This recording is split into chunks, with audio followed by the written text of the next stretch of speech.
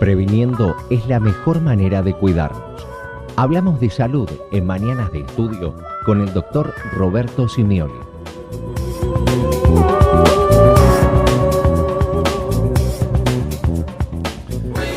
Momento de hablar de salud entonces con el doctor Roberto Simioli. Doctor, buenos días, bienvenido. Gustavo Dapiano lo saluda.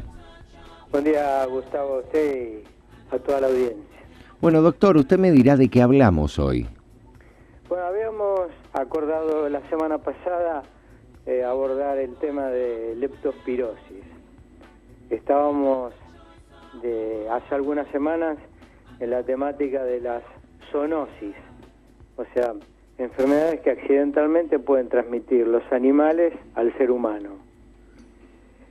En particular, la leptospirosis es una enfermedad bacteriana de tipo febril que muchas veces pasa desapercibida. Hasta en un 90% puede evolucionar en forma asintomática o oligosintomática, como un cuadro de tipo pseudogripal.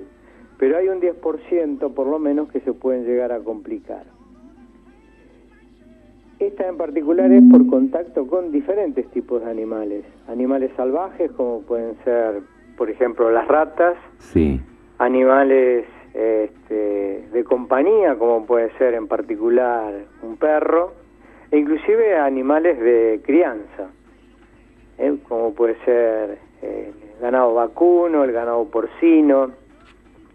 ¿Y cómo es la forma de transmisión? En particular porque estos animales se infectan en forma asintomática, por ahí sí pueden transmitir a su descendencia a través de la vía placentaria y producir abortos en el caso de cualquiera de estos animales. Pero en particular cuando se infectan, mayormente no tienen manifestaciones de la enfermedad, salvo el perro que puede tener una leptospirosis, y esto es resorte obviamente el veterinario, y esta enfermedad, ya como decía antes, en particular se elimina por vía urinaria, o sea, se infecta al animal y el animal elimina por mucho tiempo y a veces por toda la vida estas leptospiras que de alguna forma pueden contaminar por contacto directo, fundamentalmente cuando hay lesiones en las manos, por contigüidad en la mucosa, por ejemplo en el ojo,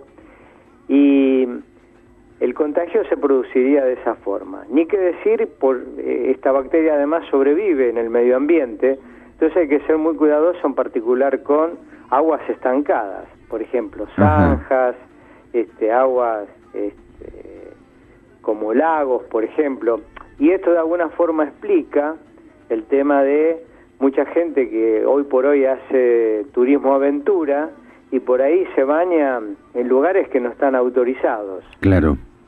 También esto, de alguna forma, por lo que decía, representa un problema como enfermedad profesional. Digo, para los que trabajan en matadero, para los propios veterinarios que asisten perros, e inclusive ser cuidadoso en particular cuando, por ejemplo, uno pueda estar en contacto porque está en conocimiento de que hay una rata, y ahí lo importante sería utilizar elementos de aislamiento como pueden ser guantes, botas, mascarillas, en particular para no ser agredido por el animal, y además ante esta posibilidad de que pueda haber esta leptospiruria, que es eliminación de leptospiras por la vía urinaria, porque estos contaminan inclusive la tierra, y si esa tierra está húmeda, también puede ser vehículo.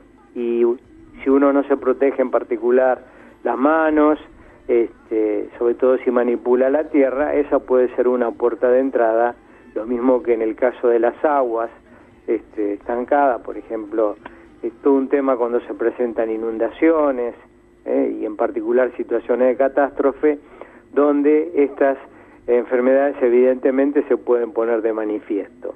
Claro. Hicimos también de alguna forma referencia a algunas actitudes preventivas.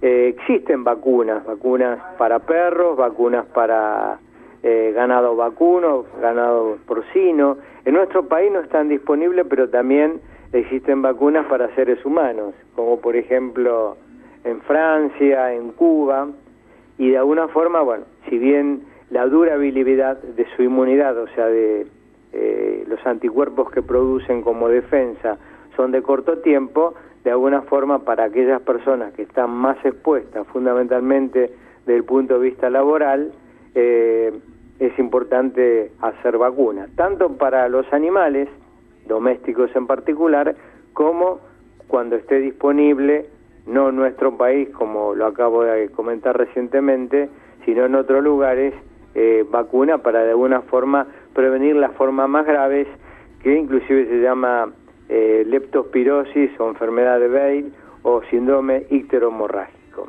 Clínicamente esta enfermedad se manifiesta generalmente en dos fases.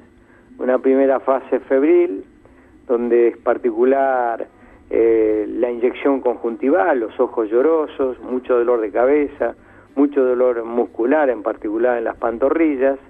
Esto dura más o menos una semana, la fiebre suele bajar 3-4 días y después aparecen complicaciones, fundamentalmente por reacciones inmunológicas, por la infección previa, y esto en particular se manifiesta a nivel del cerebro como una meningoencefalitis, e inclusive en el hígado y en el riñón, produciendo lo que se llama síndrome hepatorrenal. Obviamente estas enfermedades tienen tratamiento, lo importante es tratar de hacer el diagnóstico clínico y eventualmente a través del laboratorio. E inclusive, por ejemplo, personal militar que va a hacer adiestramiento en lugares donde puede haber esta contaminación potencial, se le puede dar un antibiótico una vez por semana, pero bueno, todo esto obviamente es resorte del médico y como siempre decimos, tanto de lo preventivo como para aquel que tiene obviamente algún síntoma, lo importante es hacer la consulta lo más precozmente posible para hacer un diagnóstico temprano y un tratamiento oportuno. Claro, exactamente. Doctor, usted hablaba de que esto también puede afectar a las mascotas. ¿Podría afectar a las mascotas domésticas, las que están dentro de una casa? Del perro en particular. Ajá. Entonces, ser cuidadoso, sobre todo cuando se manipula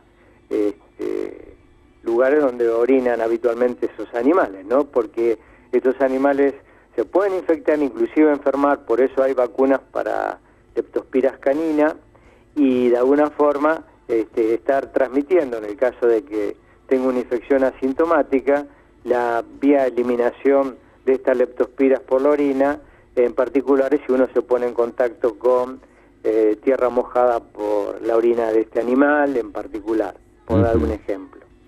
¿Qué pasa en el tema de los barrios, donde en los barrios por lo general todavía hay zanjas, no hay un sistema de cloacas, entonces ahí es más propenso que haya este tipo de roedores? Sí, usted hace una muy buena observación y ahí de alguna forma, bueno, es importante en particular, sobre todo en días de lluvia, utilizar botas en particular, más que nada porque andar descalzo o exponerse con heridas, sobre todo en los pies, esta puede ser ni más ni menos la puerta de entrada para esta leptospira, fundamentalmente porque no solamente pueden ser de ratas, sino también pueden ser de animales domésticos como el perro en particular, y ni que decir si hay por ahí criaderos de cerdos clandestinos, como puede llegar a haber en algunos lugares. Exactamente. Otro de los temas sería que la prevención, ¿no? Cuando uno compra latas que no sabemos en qué lugar fueron almacenadas, y también teniendo en cuenta el tema de la orina de la rata.